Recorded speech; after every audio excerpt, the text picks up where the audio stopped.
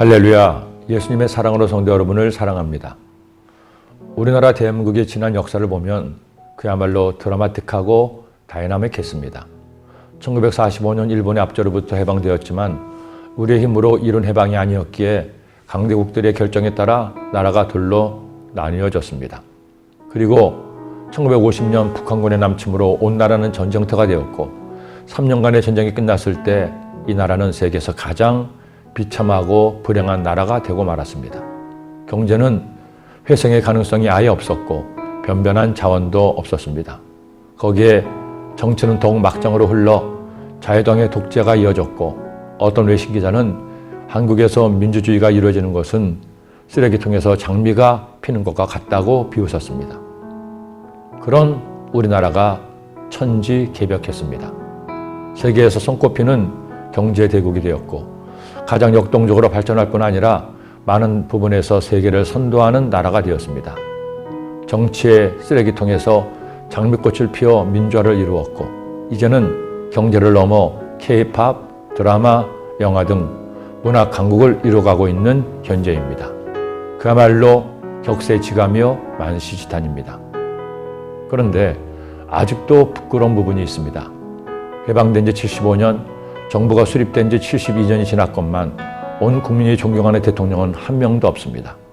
아니, 존경은커녕 이제까지의 모든 대통령이 감옥에 가거나 죽거나 쫓겨났습니다. 직업의 위험도로 본다면 아마 세계에서 가장 위험하고 결과로 본다면 가장 실패 확률이 높은 직업이 대한민국의 대통령일 것입니다. 지금도 한 명의 전직 대통령은 감옥에, 다른 한 명은 감옥에 있어야 하지만 병 때문에 병원에, 다른 한 명의 현직 대통령은 퇴임 후 어찌 되실지 아무도 모를 것입니다. 왜 이렇게 한 나라의 지도자가 이처럼 어려운 지경에 이르고 말았습니까? 목사는 정치학자도 아니기에 정치공학적으로 접근할 수는 없습니다. 그러나 목사로서 말할 수 있는 것은 인간은 누구나 불완전하다는 것입니다. 우리나라 국민은 대통령이 성인 군자 슈퍼맨이 되기를 원하는데 인간의 불완전함과 연약함과 죄성은 절대로 그런 대통령을 만들 수 없기 때문입니다. 이스라엘 민족의 리더였던 대제사장도 마찬가지였습니다. 대제사장은 백성을 대신해서 하나님을 만나고 제사를 드림으로 백성들의 죄를 사함받았지만 먼저 드릴 제사가 있었습니다. 대제사장도 인간이었기에 연약하고 죄 짓는 인간이었습니다. 그러기에 먼저 대제사장의 죄를 씻음받는 속죄제의 제사를 드린 다음 백성들을 위한 제사를 드려야 했습니다. 그러나 예수 그리스도는 다르십니다. 예수님은 이스라엘을 넘어서 온 인류의 대제사장으로 십자가에서 죽으심으로 우리의 모든 죄를 사해 주시는 진정한 영원한 대제사장이 되신 것입니다. 그가 아들이시면서도 받으신 고난으로 순종함을 배워서 온전하게 하셨은즉 자기에게 순종하는 모든 자에게 영원한 구원의 근원이 되시고 하나님께 멜기세덱의 반차를 따른 대제사장이라 칭하심을 받으셨느니라. 사람은 어느 누구도 완전하지 못합니다.